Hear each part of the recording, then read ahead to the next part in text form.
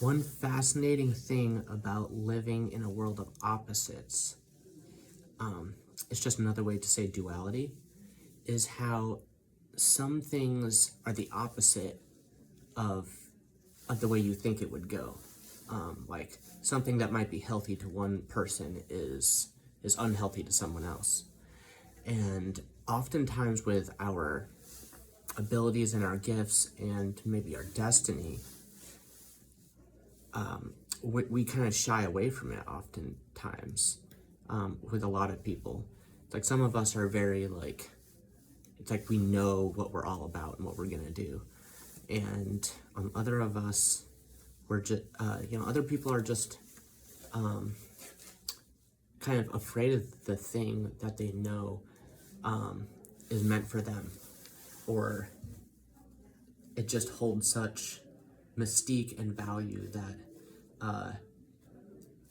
it can just be a delicate thing to approach, I guess.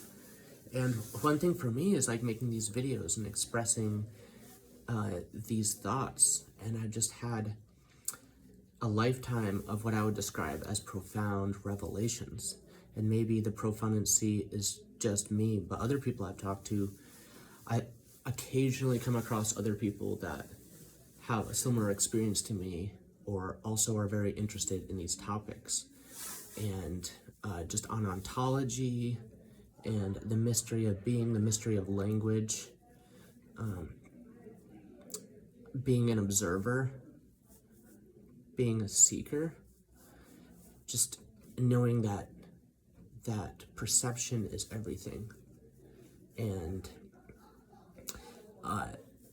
it's like some people that talk about this meta stuff is like this world, it's like this isn't real, like time isn't real. It's like whatever, but it's real enough that we have a felt experience with it. Like we don't really know what it is, like, but it's kind of an exclusive thing. Like, it's very interesting. But oftentimes your calling or something that you're good at, or that you feel like you're meant to do. Like I feel like I'm meant to talk about this stuff.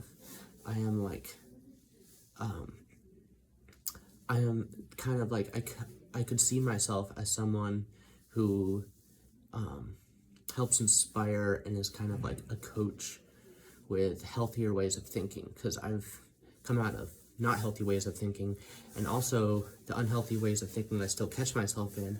I'm always working to be more aware of what that is.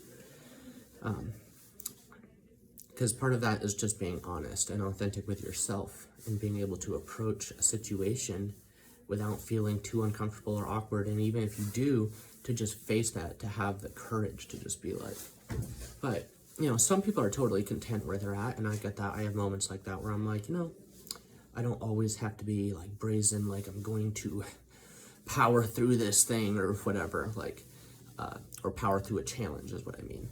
So yeah, there's different ways to approach it depending on the different seasons and things in life. And I love talking about things, opening a conversation, because to expand consciousness, language is a needle and thread kind of way to do that. You can find words, find meanings to articulate things, and it can be an art to elegantly articulate things, and that's a practice for me.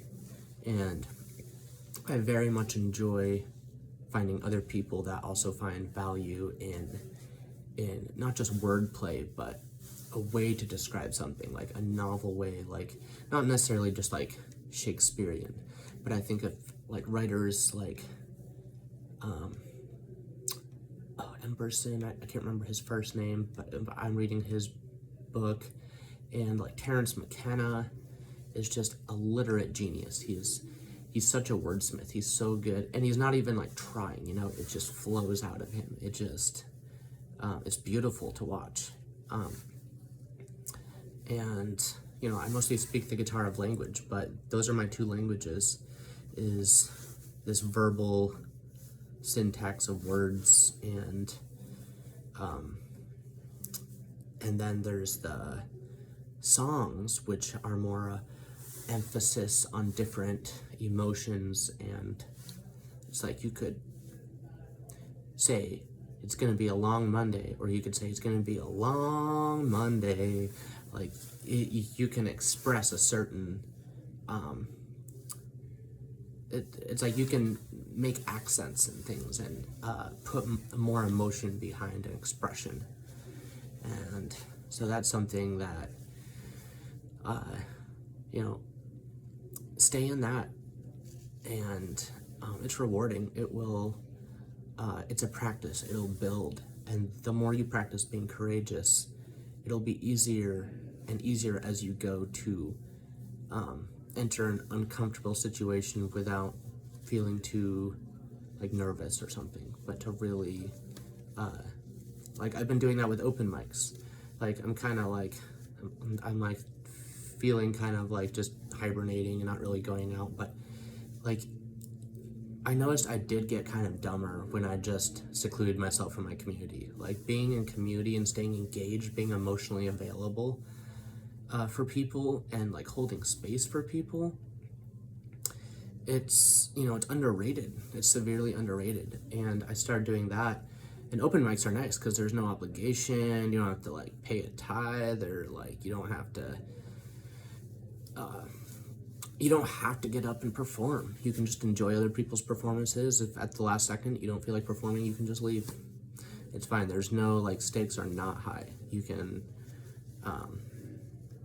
be high. And yeah, I just want to encourage y'all in that way, because it's made a significant positive difference in my life, and I love to see my friends grow in that way.